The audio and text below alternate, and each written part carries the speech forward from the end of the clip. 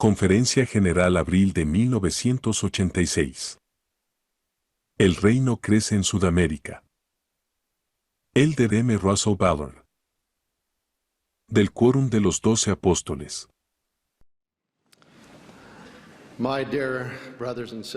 Mis queridos hermanos y hermanas, mi esposa Barbara y nuestra familia, y yo os expresamos nuestro más profundo agradecimiento por los mensajes de amor y apoyo que hemos recibido desde el mes de octubre, cuando fui llamado al Consejo de los 12 Apóstoles.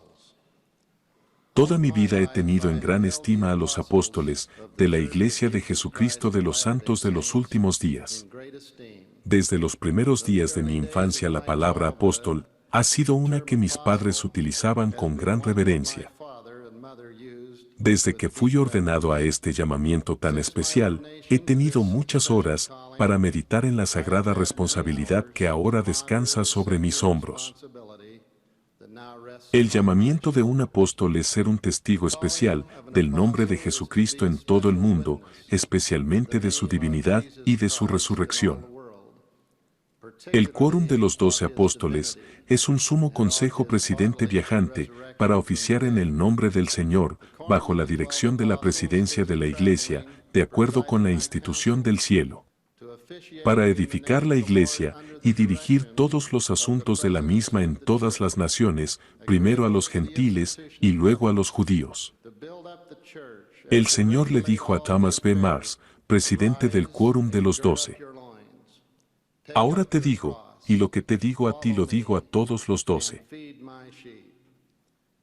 Levantaos, y ceñid vuestros lomos, tomad vuestra cruz, venid en pos de mí, y apacentad mis ovejas. Y además, te digo que a quienes quiera que envíes en mi nombre, por la voz de tus hermanos los 12, debidamente recomendados y autorizados por ti, tendrán el poder para abrir la puerta de mi reino en cualquier nación donde los mandes. Hace 12 días regresé de Sudamérica, donde visité a la gente de Uruguay, Argentina y Colombia, y en diciembre visité Perú y Brasil. Al reflexionar en estas dos asignaciones observe el extraordinario crecimiento de la Iglesia entre estas personas. En 1851, el Elder Parley P. Pratt visitó Sudamérica y otra vez, en 1925, se trató de iniciar la obra. En el día de la Navidad en 1925, en el Parque 3 de Febrero, en Buenos Aires, Argentina, mi abuelo, el Elder Mauden J. Ballard, dedicó Sudamérica para la predica del Evangelio. De la oración dedicatoria, cito lo siguiente. Bendice a los presidentes, gobernadores y los dirigentes principales de estos países de Sudamérica para que nos reciban amablemente y nos permitan abrir las puertas de salvación a todos los habitantes de estas tierras. Ahora, oh Padre, por la autoridad de la bendición y asignación del presidente de la Iglesia, y por la autoridad del santo apostolado que poseo, doy vuelta a la llave, abro la cerradura, y la puerta para la predicación del Evangelio en todas las naciones sudamericanas. Además, reprendo y ordeno que se retire todo poder que se oponga a la predicación del Evangelio en estas tierras. Dedicamos y bendecimos estas naciones para la predicación de tu Evangelio, y hacemos todo esto para que la salvación llegue a todos los hombres, y para que tu nombre sea honrado y glorificado en esta parte de la tierra de Sión. Las palabras por la autoridad del Santo Apostolado tienen un significado especial para mí ahora que mi propio ministerio tiene esa misma autoridad de llevar a cabo los propósitos de nuestro Padre Celestial. Unos pocos días antes de mi llegada allí el 14 de marzo, encontraron el registro de la historia original de los 3 misioneros, autoridades generales que visitaron Buenos Aires en 1925. Leí con gran interés las dificultades tan tremendas con las que se enfrentaron. El viaje de Salt Lake a Buenos Aires, que realizaron los élderes Mauden J. Ballard, Ray L. Pratt y Rulon S. Walls, por tierra y mar, les tomó 34 días. En comparación, mi viaje cubrió la misma distancia en 22 horas. En 1925 había solo 4 miembros de la Iglesia en Sudamérica y estos dieron la bienvenida a los misioneros. Para ahorrar sus recursos, alquilaron en un hotel una sola habitación para los 3. Varias veces se mudaron, hasta que por fin encontraron un apartamento barato en el cual podían vivir los 3. Sus esfuerzos para anunciar las primeras reuniones públicas en los diarios de Buenos Aires fueron inútiles. Los diarios rehusaron imprimir el anuncio. El elder Pratt preparó un volante en español y el elder Bayard, que solo hablaba inglés, los distribuía todos los días. El elder Pratt pasó la mayor parte del tiempo traduciendo doctrina e himnos al español. El elder Walsh, que hablaba alemán, enfermó y tuvo que regresar a las oficinas generales un poco después de su llegada a Argentina. Mis hermanos, es difícil expresar mis sentimientos conforme leí de los primeros días de la obra misional en Sudamérica. Me emocionó profundamente saber que durante casi 8 meses, mi abuelo caminó las calles de Buenos Aires, repartiendo de 200 a 500 volantes cada día, con excepción del domingo, para invitar a la gente a aprender el mensaje de la restauración. La obra entre los argentinos fue muy difícil, solo uno se bautizó durante los primeros 8 meses. El 4 de julio de 1926, mi abuelo dijo: por un tiempo, la obra del Señor crecerá despacio, así como el roble crece despacio de la bellota. No se estirará en un día como el girasol, que rápido crece y después muere. Miles se unirán a la iglesia, y se dividirá en más de una misión, y será una de las más fuertes en la iglesia. La obra aquí nunca va a ser más pequeña de lo que ahora es. Vendrá el día, cuando a los lamanitas en esta tierra se les dará una oportunidad. La misión de Sudamérica será poderosa en la iglesia. 60 años más tarde, la iglesia en Sudamérica cuenta con 30 misiones, 5.140 misioneros, de los cuales aproximadamente el 60% son sudamericanos. Cubren la tierra 186 estacas con 2.148 barrios y ramas aquí y allá. Aproximadamente 776.000 miembros de la iglesia son evidencia del cumplimiento de esta oración dedicatoria. El mes pasado, en una conferencia regional efectuada en Montevideo, el presidente J. Thomas Fians, su esposa, y yo nos reunimos con 3.350 miembros de 6 estacas y el siguiente domingo, el presidente Helio R. Camargo, su esposa, y yo nos reunimos con más de 3.100 miembros en Bogotá, Colombia. La obra está progresando en esta parte de la viña del Señor.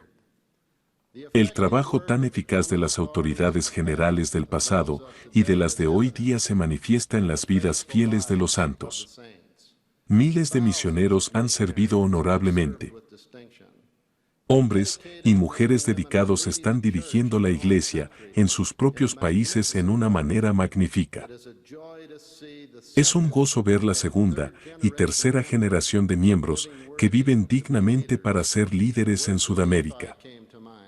Hermanos, al visitar a los santos en Sudamérica, acudieron a mi mente las palabras de Nefi. Él no hace nada a menos que sea para el beneficio del mundo. Porque Él ama al mundo, al grado de dar su propia vida para que pueda traer a todos los hombres a Él. Por tanto, a nadie manda el que no participe de su salvación. El Evangelio de Jesucristo se refleja en el rostro de los miembros. Expresan fe, dedicación y amor por el Señor. Se esfuerzan por ser dignos de las bendiciones del Evangelio. En Bogotá, varios jovencitos del sacerdocio arónico, con su uniforme scout, me saludaron y sin vacilación me dijeron que saldrían a una misión, tan pronto cumplieran la edad para ello. Con ese espíritu, el futuro de la iglesia en Sudamérica estará en buenas manos. Visité el Templo de Buenos Aires y me invadieron profundos sentimientos de gratitud al saber que con los 4 templos dedicados en Sudamérica, la plenitud del Evangelio está bendiciendo a los miembros de la Iglesia. Un ejemplo de esta maravillosa dedicación de los miembros en Sudamérica la demostraron las queridas hermanas que tejieron a mano 64 manteles para los altares del Templo de Buenos Aires, cuando solo 7 se habían solicitado. Mis queridos hermanos, como miembro del Consejo de los 12, ahora más que nunca sé que vivimos en un mundo muy grande. Casi 5.000 millones de los hijos de nuestro Padre Celestial viven en él y la responsabilidad de llevarles el Evangelio descansa en nuestros hombros. Tengo la impresión, ahora que empiezo a ver todo el panorama, de que los presidentes de estaca deben tomar más de la responsabilidad de preparar a los miembros para recibir todas las bendiciones del Evangelio. Los obispos y presidentes de rama deben hacer lo mismo. Nuestra obra no está terminada hasta que los hijos de nuestro Padre entren en el templo y reciban todas las ordenanzas necesarias para prepararlos a vivir una vida celestial en la presencia de nuestro Padre Celestial y su amado Hijo, Jesucristo. El enseñar y preparar a los miembros de la Iglesia a ser dignos de recibir las bendiciones del templo descansa en los hombros del sacerdocio. En mi opinión, no hay sustituto para los líderes locales inspirados. Me impresionaron bastante los relatos de conversión que narraron las presidencias de estaca en Bogotá. Un presidente de estaca, que ha servido por más de 8 años, informó que fue llamado solo 2 años después de bautizarse. El Señor verdaderamente bendice a sus líderes cuando estos ponen su confianza en Él. La Iglesia está debidamente organizada. Ahora debemos asegurarnos de que aprenda, todo varón su deber, a obrar con toda diligencia en el oficio al cual fuere nombrado. Me parece muy claro, a medida que esta obra continúe esparciéndose, que los líderes de la Iglesia en cada nivel, y especialmente en el nivel de estaca y barrio, necesitan entender el plan que Dios tiene para sus hijos, y enseñarles estos principios. La edificación de la Iglesia, por seguro aumentará si todos los líderes enseñan las verdades doctrinales puras y sencillas que llevan a los hijos de Dios a un entendimiento espiritual. El Señor dijo: y os mando que os enseñéis el uno al otro la doctrina del reino. Enseñaos diligentemente, y mi gracia os acompañará. En mi opinión, el mayor motivador que tenemos en la Iglesia es que los miembros entiendan el plan de salvación. Presidentes de estaca y obispos, vosotros sois la clave para que vuestros miembros obtengan este conocimiento. Cada líder debe esforzarse a motivar a las personas a buenas obras, enseñándoles las doctrinas del reino. Las Escrituras son nuestra norma, ya que en ellas tenéis la vida eterna. De ellas cosechamos las verdades que nos brindarán un claro conocimiento de las posibilidades eternas del hombre. Humildemente os prometo, mis queridos hermanos, que en mi llamamiento como miembro del quórum de los 12, haré todo lo que me sea posible para enseñar el plan de nuestro Padre Celestial para la redención y exaltación de sus hijos. Me esforzaré para aclarar las verdades que pueden proporcionar vida eterna a los hijos e hijas de Dios.